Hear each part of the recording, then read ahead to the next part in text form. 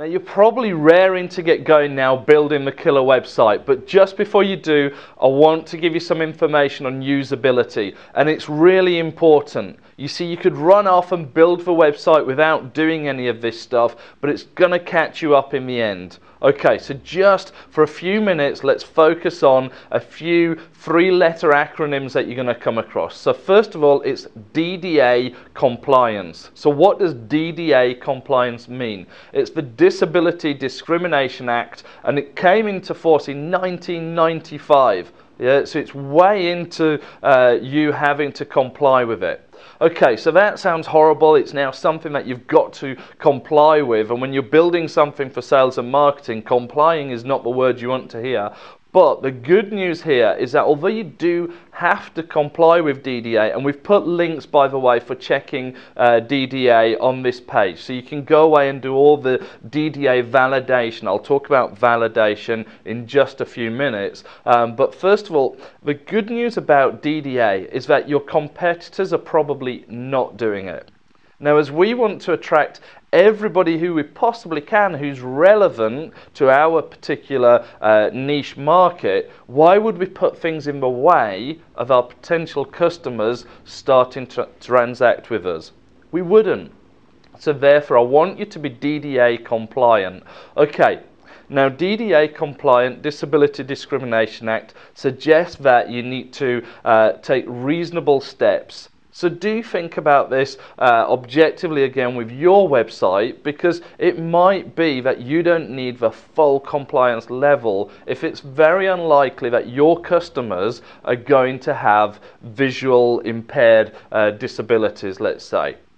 So, but the good news about it is a lot of DDA compliance is also great search engine optimization. So it's not just a bad thing that you've got to comply, because in doing this compliance, you're going to be making your website far more search engine friendly. So what else do you have to look at? W3C. Okay. W3C, again, we've provided the links. So W3C, think of it as being like ISO for the web. You know, these are a set of guidelines for good web building. And if you follow the guidelines for good web building, and you can have W3C validation on your pages, this also is really good for search engine optimization. So why would we have all of this W3C and DDA compliance? Because it just helps the web to be a better place.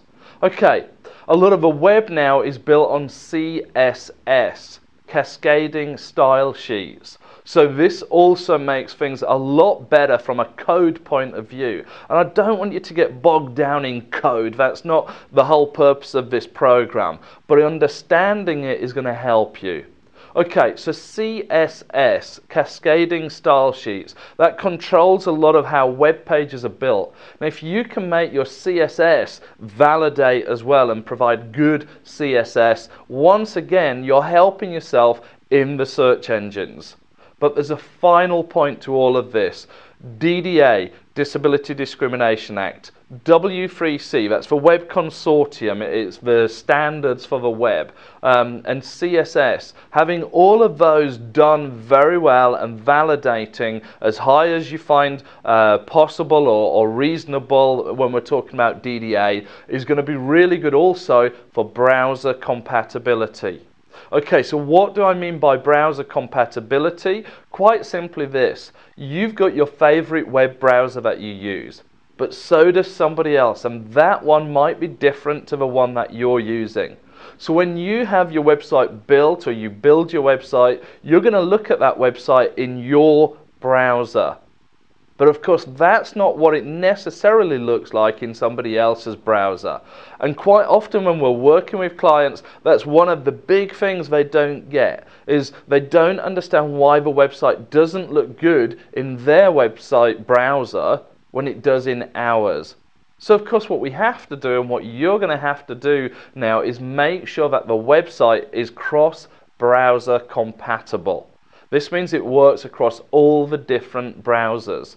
Now ultimately you're going to find a long list of browsers, and you might just find that there are some obscure browsers that it's just not worth the effort. And that is a judgment call that you've got to make. But certainly with the major platforms, so PCs, Macs and mobiles that we'll speak about, and with the major browsers, so your IE, Internet Explorer, your Firefox, Chrome, Safari, etc., you're definitely going to have to make sure that the website is cross-browser compatible.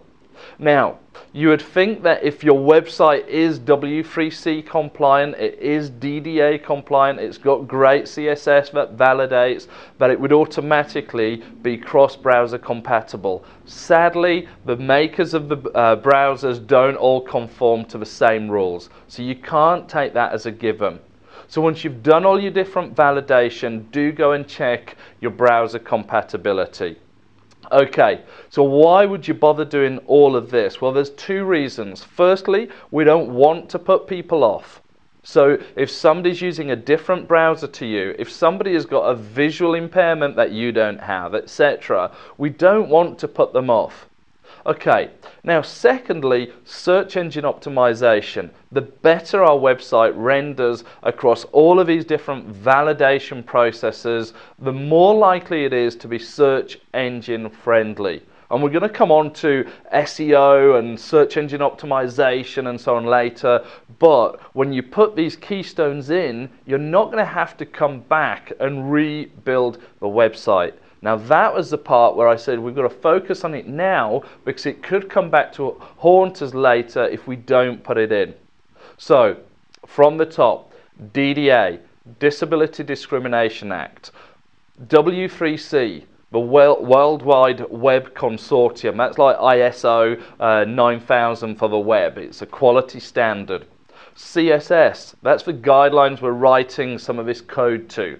Yeah, put all of that in place. That's going to help you to be more cross-browser compatible, but of course you still need to check that.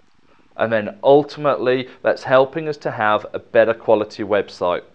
Now, if you're going out to have your website built, then what I need to say here is this is the difference between what I would refer to in the industry as the bedroom boys, so the guy who's left college and he's just working from home and he's got some web skills so he can build websites, and a professional company. Now be careful because some of those companies who have got offices, they're just bedroom boys in an office, so they're not really a professional company. You can tell a professional company because they understand DDA, W3C and CSS. So now that you've been armed with this information, you can have a sensible conversation with the web developer if you are going out to have it built. If you're going to build your own site, and that's fine, you now know what you need to put in place to make sure it's a good website.